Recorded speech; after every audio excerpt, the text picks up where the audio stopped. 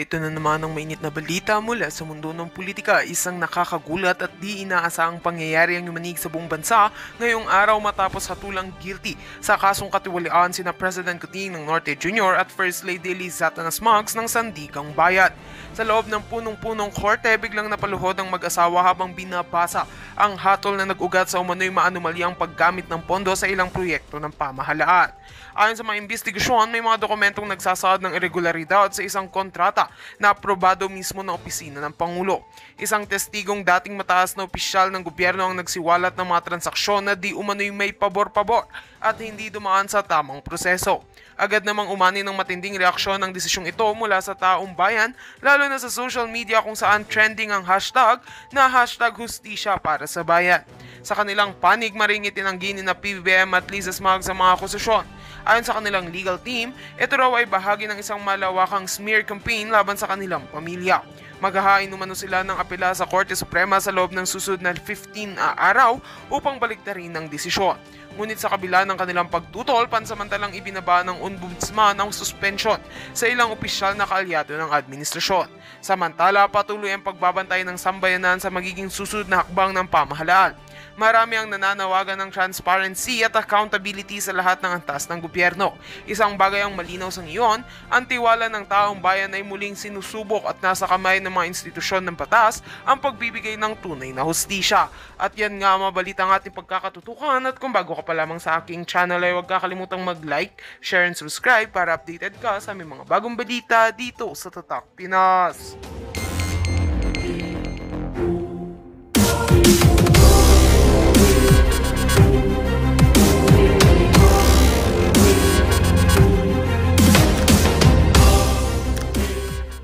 After natin mag-vlog eh. The First Lady woke up this morning. She had a very adverse allergic reaction. So she looks like she got into a fight with Manny Pacquiao. So TikTok lang, short tayo nakita natin Okay? So nagkaroon doon ng adverse effect ang face lock ni Liz Satanas at nagkaroon nga daw ng allergic reaction. Kaya kanina, natanong ko sa inyo, yung mga doctors and nurses here, na may idea o may, hindi may idea, may alam talaga, knowledgeable pagdating dito sa allergic reaction o kung ano yung allergens ba na tumama sa kanya. Kasi, actually, naikwento ko na yata sa inyo, ako in 2000, I'm not sure kung mga around early 2000, 2003, nagkaroon talaga ako ng almost anaphylactic shock. At muntik na ako mategi. Nakatira kami sa Quezon City, may kwento ko lang sa inyo.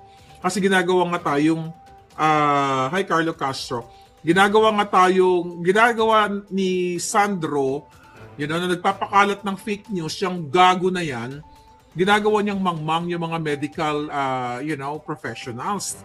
Like me, like you. Ngayon, balikan ko lang, in early 2000, nagkaroon ako ng matindi talagang allergy. Sabi ko nga sa'yo, nagmukha akong 75 years old. During that time, ang alindog ko, ilan taon na ba ako noon? Kung mga 2000 yon, so, 20 plus lang ako. 'Di ba? Ang alindog ko, bagets na bagets. Yes, live tayo ulit. So, 20 plus lang alindog ko, ikukwento ko lang sa inyo para ma-debunk natin ang kasinungalingan ni Sandro tungkol sa allergic reaction na yan.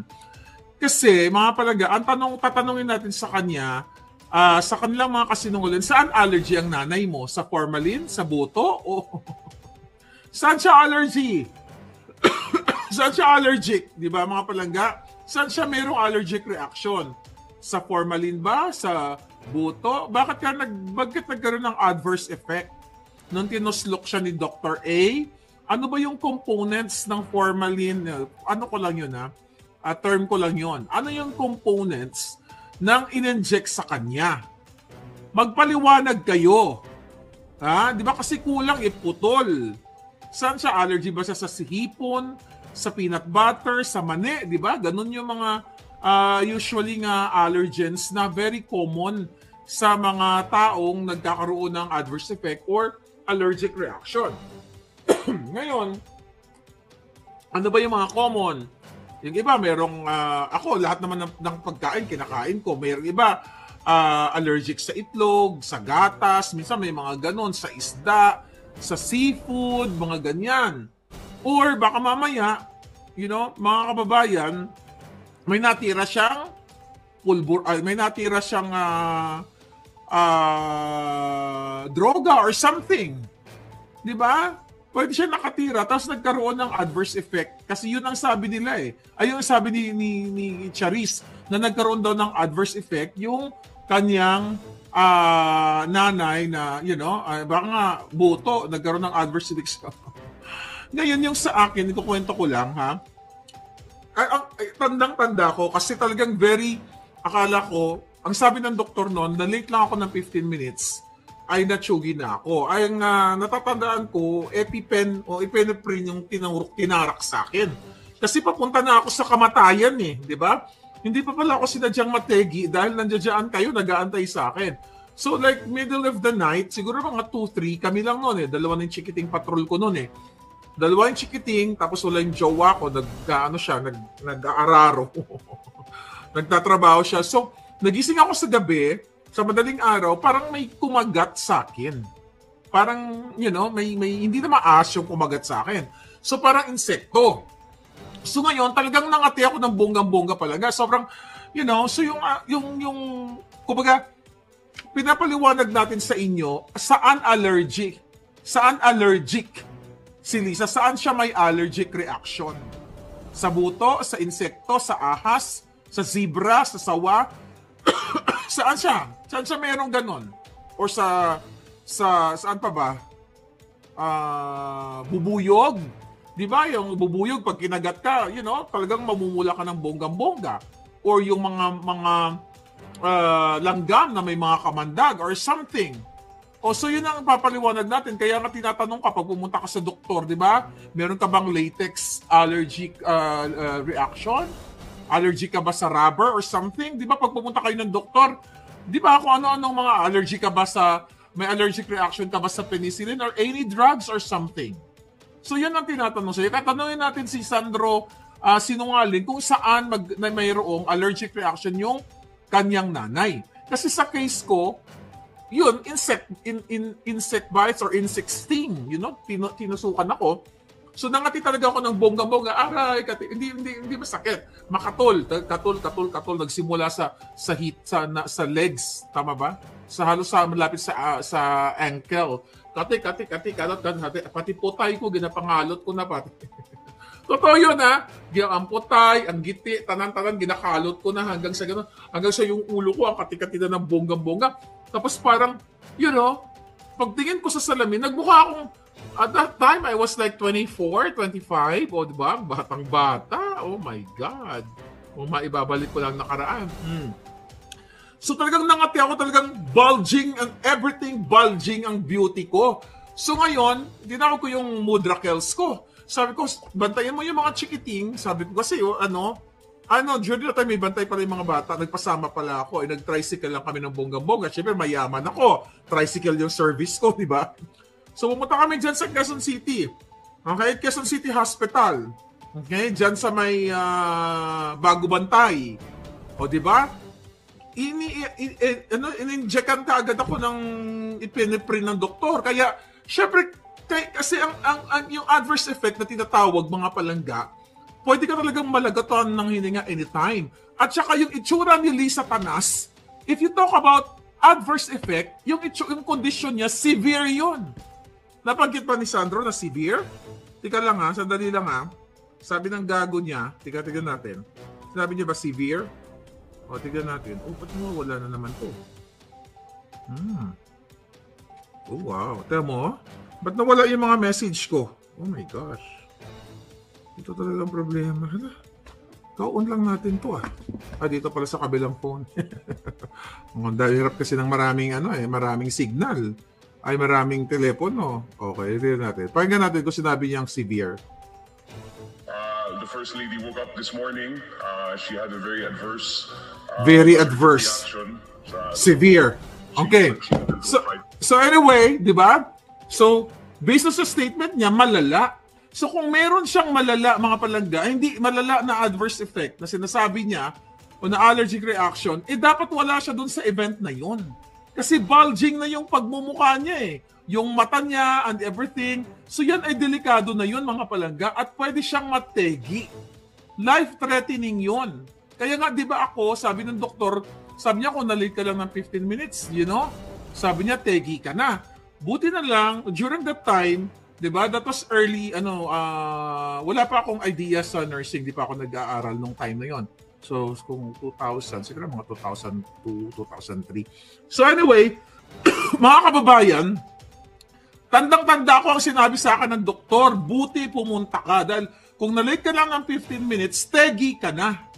Pero kay Lay Satanas, para siyang binubog. Sabi nga niya, sabi nga ni Sandro, parang nakapagbubugan siya kay Pacquiao, di ba?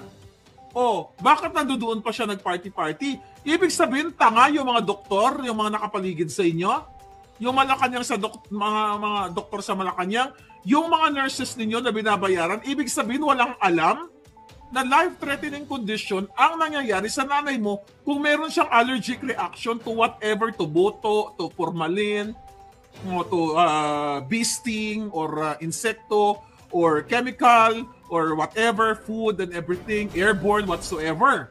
Ginagawa niyong mangmang. Kaya ngayon gusto niyong i-regulate ang social media, katulad sa akin, yung nga bells ko. Kasi nakaka-counter yung mga kabaliwan ninyo. Ikaw, Sandro. Di ba? May tinawagan kang kaibigan mo. I don't know kung kaibigan mo o jowa mo na, kasi may jowa yung girl lalo eh, na artistang sikat-sikatan ngayon. Na malamanhika. Di ba? Na nahuli sa Singapore na nagpupulburon. Manahimik ka nga, Jutang Ginemes ka. Ayun na natin pangalanan yung mukhang manika. Kasi nga, wala namang kanalaman sa politika. Pero di ba, tangina mo, gago, kasi nungaling ka, sasabi mo may adverse effect ang nanay mo. Yung tinawagan mo sa Singapore, gusto mong areglohin yung mukhang manika mong kaibigan. Dahil nahuli, dinrug test sa Singapore. Ngayon, doon? Ban na forever sa Singapore. Ginagamit mo yung power mo, di ba? Hindi pala ginagamit, gagamitin mo. Well, ginagamit mo. Ang power mo, di ba? Yung mukhang manika, anong ginawa? Airport to airport. From Singapore, in-escortan ng, hindi ko nga alam, sa Singapore, bitay dapat yun, di ba? I don't know kung ano nangyari. So, hindi na nakalusot yung mukhang manika.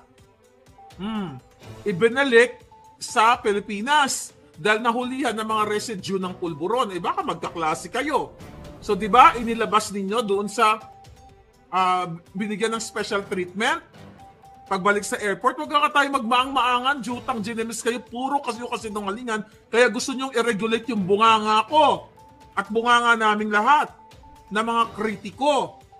May regulation na nga, may community standards na nga itong mga Facebook, YouTube, itong mga social media platform. Kasi nakikita ninyo na nakaka-counter kayo sa inyong mga kasinungalingan. Allergic reaction, nagabiga-biga pa ang nanay mo sa mga event? Ibig sabihin, wala kayong kwentang lahat? Hayaan nyo yung nanay nyong mamamaga na anytime pwedeng mategi? Pero kasi hindi naman totoo na nagkaroon ng allergic reaction. Any doctors can testify or nurses na may idea na ang allergic reaction ay deadly or life-threatening situation. Dahil nangyari yan mismo sa akin, Julul. Wag kang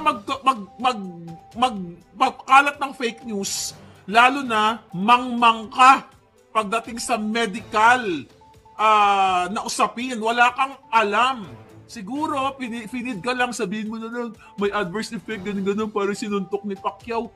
Yung ganong itsura, ganong appearance ng nanay mong smuggler, kidnapper, kung totoo may allergic reaction yun, baka tumumba yun doon. Di ang tuwa ko lang. Di ba? Ang saya-saya ko lang. Ang tumumba yung nanay mo, smuggler, kidnapper, kawatan, tsoktsakera, may pa-crush pa kay John Vic. John Vic, patulan mo ba ang giti niya na Koreanot? Ay, ewan ko sa'yo. Sayang naman yung pulidong-pulidong retokadong kepay. Kung matino kayong mga walang iya kayo, kung totoo na sinasabi ninyo, hindi ba dapat pinahingan nyo yung nanay nyong sa hangol-hangol sa buto o gusto mag-yop-yop? Ay, nako. Gusto nyo dyan mag-yop-yop sa buto, hangol-hangol, tanay ipapahuway ninyo. Mga linti ka mo? Di ponggol. Nanay mo, dalok-dalok sa buto daw gusto nyo permi mag-yop-yop. Tignan mo. Kasi mga palangga, yung manifestations o yung ipinapakitang yung appearance ng kanyang pagmumuka na namamaga dito, namamaga ganyan, di ba? Patso niya, namamaga lahat. Pwede kang mamatay anytime. At yan, ano yun talaga, dangerous situation yun. Kasi nga, di ba sabi ko kanina sa vlog natin, pwede mag-constrict, i-block yung iyong hininga. Ay, patay na si Liza. Hindi na makakabot sa, hindi na siya makayup-yup sa buto, di ba? Kaluoy man. Kasi maapektuhan talaga yung breathing mo nun. Yung paghinga mo. Oh, ano pinagsasabi mong severe reaction kadyutahan? Kitang-kita na tinuslok siya ng formalin ni Dr. A. Kaya wag kang yung magsisinungaling. Jutang ginemis kayo, kaya gusto nyo kaming i-regulate dahil nakaka-counter yung mga kasinungalingan ninyo. Mabilis po yan ang allergic reaction na yan. Alam nyo yan, baka maaari iba sa inyo dito nakaranas, di ba? Kaya ako, tinulsok kaagad ako ng ballpen. Di ba? Ng EpiPen. Gagaguhin tayo ng mga to. Kung walang social media, patuloy tayong gagawing mangmang ng mga hinayupak na ito. Kaya nga galit na galit sila sa atin ngayon kasi mga kababayan, nasusupla natin yung kanilang mga kasinungalingan. Kaya nga ako sa totoo lang, when I travel, lagi ako may Benadryl, lagi ako may antihistamine. Kasi nagkakaroon ako ng, wala akong allergic reaction sa food kasi lahat kinakain ko eh. But there are times na may kinakain ako na nangangati ako. I don't know, hindi ko wala din ako allergic reaction sa mga gamot. But anyway, hindi pa naman ako nagagamot sa buhay ko. I'm so freaking healthy, 100%. Never pa ako na-confine sa hospital na, nakaratay talaga for this reason, So, wala akong alam na mayroon akong allergic reaction sa kung ano man mga gamot. Pero ako talaga, yung nakagat ako ng anaconda. Si Lisa yata yung kumagat sa akin eh. Anyway, mga palangga. So the reason why, okay, may paparinig tayo ngayon sa inyo. Yeah? Sino nagkaroon ng before ini-inject ang gamot, may skin test muna like antibiotic, Jake Anderson? Exactly! Yes, may skin test. Good for reminding me. So ang question, saan nga nagkaroon ng allergic reaction si Lisa Panas? Sa buto ba? Sa formalin ba? Sa sinaksak ba ni Dr. A sa kanya? Dahil gusto niya magpa-cute kay John Vic dahil crush niya? Oh. No, nurse din si Jake Anderson. Thank you, palangga. So yun sinasabi natin, tapos ngayon, ginagago kayo. Kasi ngayon, kakapanood ko lang yung lukarit nilang spokesperson dyan sa Malacanang, wala silang ibang topic, Duterte, slight ng Duterte, at tayo na naman ang target nila na talagang pag-aaralan daw ng Kongreso na i-regulate ng gobyerno ni Bangag na i-regulate ang social media para daw hindi tayo magpapakalat ng fake news. Ngayon, mga kababayan, itong mga vloggers, tina-target nila at hindi lang po vloggers na kritiko ni Bangag ang dapat i-regulate kung gusto nilang i-regulate. Pero wala silang karapatang i-regulate yan. The purpose of that regulation is censorship. Ang daming mga vloggers na kumikita like yung mga entertainment vloggers na ang ginagawa nila puro kasinungalingan. Nagpo-promote ng mga pampabeauty and everything ng iba dyan, hindi naman license. At iba nakakapinsala ng kanilang pagmumuka. Diba? Yung ang dami ngayon, nagbibenta-benta ng mga nagbibenta-benta, trollbuster ng mga, I don't know, yung mga nagbibenta ng mga, kung ano mga papabeauty, halos lahat nagbibenta ng papabeauty. Yan dapat ang regulate ninyo. Tama ba yan? Yung mga binibenta ba nilang pampabeauty na mga vloggers na yan? Dumaan ba yan sa DFA? Ay, sa DFA. Sa Bureau FDA. Diba? Bureau Food and Drug Oh. Ano? Kasi mga kababayan, gusto nilang i-regulate. Tignan natin, binalikan ko kasi ito. Gusto talaga nila tayong i-regulate ang mga bunganga, lalo yung bunganga ni Maharlika. Kasi akala nila, nung nagsilata ako noong 2022, akala nila, hindi magtatagal, magsasawa si Maharlika sa kadadaldal. At walang makikinig kay Maharlika, walang maniniwala and everything. Pero ngayon, ang dami na nagising na taong bayan sa mga expose ni Maharlika at ang dami mga sumunod, like 37 vloggers na yan, na Marcos anti-bangagya mga yan, you know, na nakikita na nila ngayon na yung impact ng social media influencers at ninyo, like you, di ba? Na talagang grabe, bakit naman tayo ipapatawag dyan sa ano na yan, Huwad Committee, TRICOM na yan? Kasi nga mga kababayan, eto yun. Okay?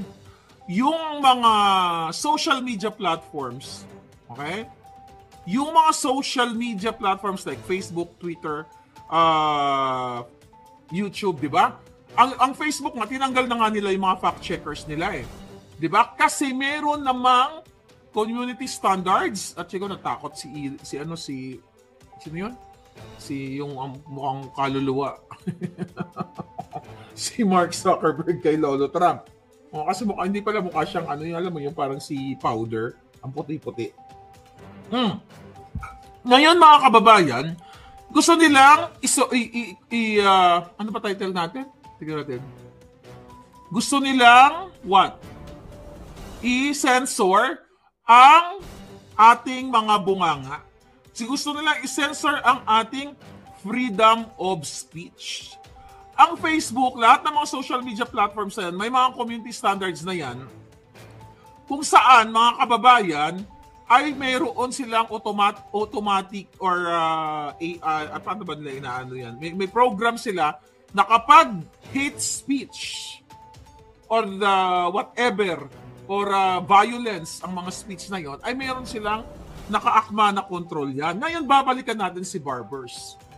Barbers, ikaw, buwa ka ng Genemis kang ginayupak ang Okay? Naalala mo, noong February 20, nung binuli mo si pangalan nito, yung kaibigan ko yan eh, pangalan nito, andito kanina, ni Palangga. Okay, kaya nandito.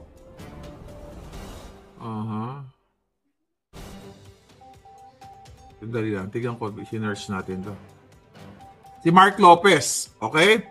Si Mark Lopez, okay, Barbers, tignan natin to, search natin. Kanina naka-ready, ba't nawawala pag pag sinisearch natin. Okay, noong February 19, nung nagkaroon ng hearing, di ba, ano ang sabi? May post si Mark. Ang sabi ni Mark, Barbers is one of the most stupid congressman.